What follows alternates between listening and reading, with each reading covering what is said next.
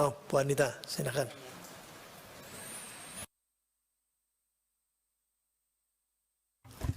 Baik, terima kasih pimpinan yang saya hormati, teman-teman Komisi 10, Pak Menteri beserta jajarannya. Terima kasih untuk waktu dan kesempatannya. Pada prinsipnya sebetulnya Pak Menteri, kami pun ingin memberikan tepuk tangan.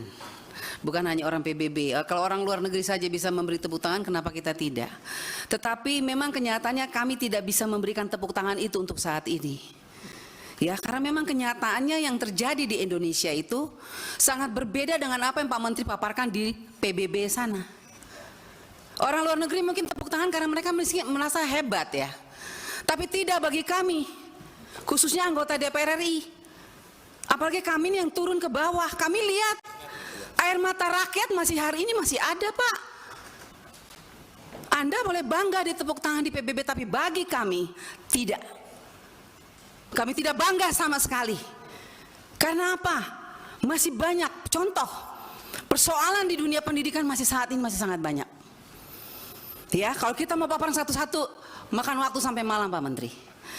Contoh saja hari ini kita dipaparkan lagi dengan laporan-laporan ada penyesuaian program, penyesuaian anggaran. Seakan-akan kementerian ini tidak punya prinsip.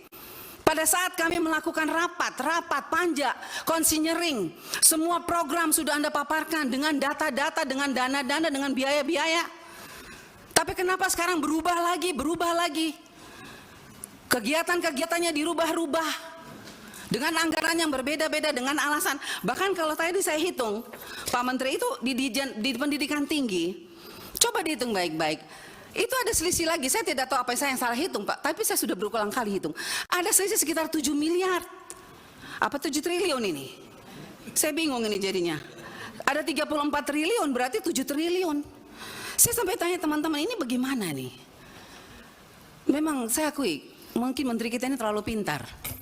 Tetapi kita juga tidak bisa dibodoh-bodohi amat Pak. Karena kalau kami bodoh pasti kami tidak mungkin dipilih rakyat. Itu sudah pasti. Karena kami itu berbicara dengan data yang ada, program ada, anggaran ada, dirasakan oleh rakyat atau tidak. Kalau tidak dirasakan oleh rakyat, bagi kami Anda tidak berhasil. Orang luar negeri boleh tepuk tangan karena mereka tidak tahu apa-apa. Tapi kita yang di negeri ini, kita yang tahu, kita yang rasa.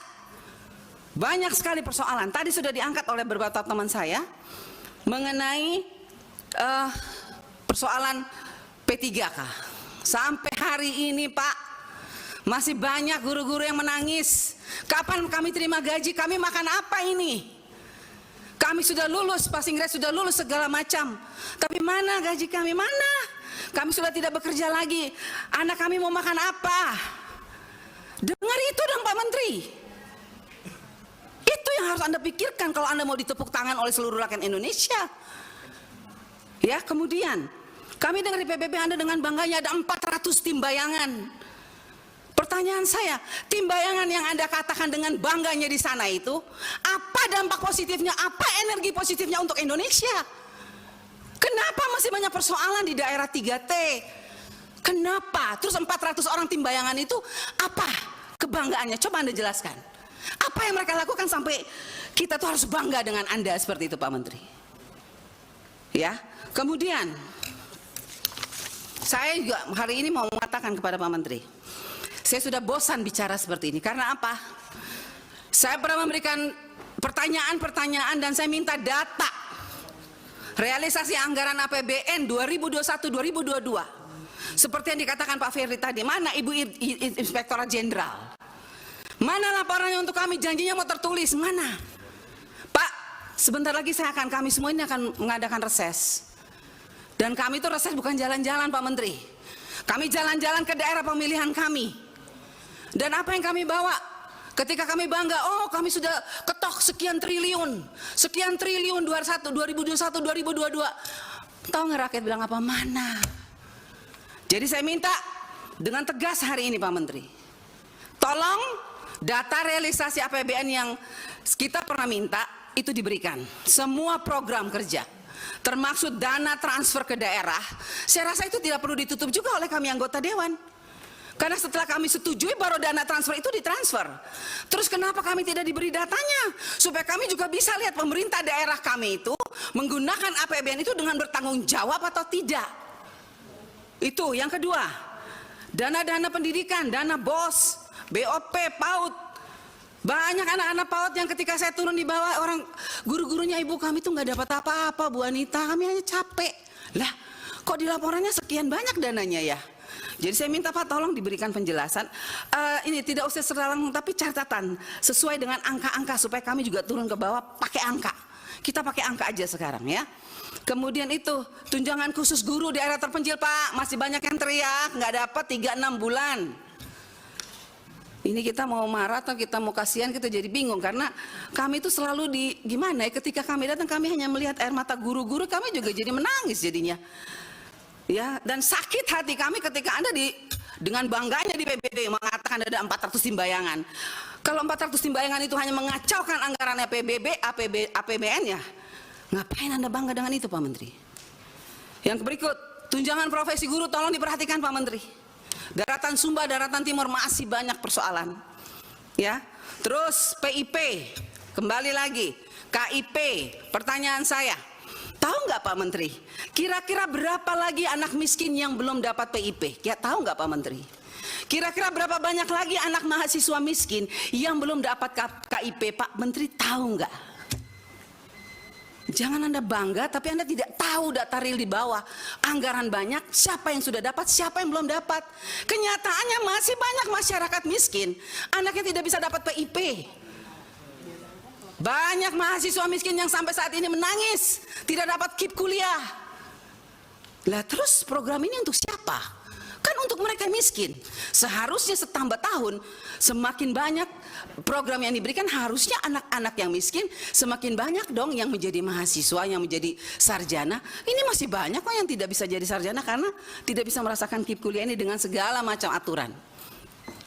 Baik pimpinan, saya rasa itu saja, masih banyak sebetulnya, tapi saya rasa teman-teman saya juga pasti masih punya segudang. Karena kami semua ini bukan DPR abal-abal Pak Menteri. Jadi tolong dengarkan kami. Jangan hanya iya-iya tapi nanti nggak dibikin.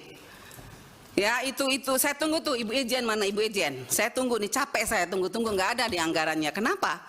Tidak dibuka kepada kami itu data-data. Siap, makasih pimpinan. Makasih Bu Anita. Lanjut Mas Bram. Baik pimpinan, bismillahirrahmanirrahim. Assalamualaikum warahmatullahi wabarakatuh. Salam sehat. Yang kami hormati pimpinan beserta anggota Komisi 10, Mas Menteri beserta jajaran dari Kemendikbudristek. Banyak yang tadi sudah disampaikan oleh rekan-rekan berkenaan dengan RKKL penyesuaian pada hari ini juga sebenarnya masih banyak menjadi catatan yang perlu kita samakan. Jujur dari 3 pemaparan saja ini bahan tidak ada yang sama dan yang kiranya harus kita butuh waktu lebih banyak lagi untuk perincian. Selanjutnya yang saya ingin sampaikan juga berkenaan dengan anggaran yang ada. Walaupun pandemi COVID-19 sepertinya sudah berlalu, sekarang kita sudah mulai masuk ke normalisasi dan juga pengejaran ketertinggalan kita, tapi menurut saya masih banyak orang tua murid maupun juga siswa-siswi itu yang butuh bantuan dalam hal ini adalah program-program beasiswa dan segala macamnya. Yang jadi catatan adalah masih banyak sekali program-program itu belum diketahui ataupun juga dirasakan oleh siswa-siswi. Banyak mereka penerima tetapi sebenarnya mereka pun belum terinformasi.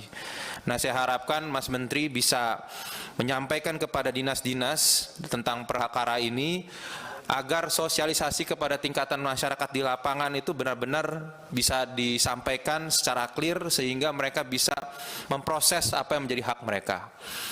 Karena saat ini masih banyak sekali orang tua itu keberatan untuk bisa membiayai pendidikan anak-anak mereka. Dikarenakan selama berbulan-bulan hingga bertahun kemarin itu kebanyakan mantap, makan tabungan.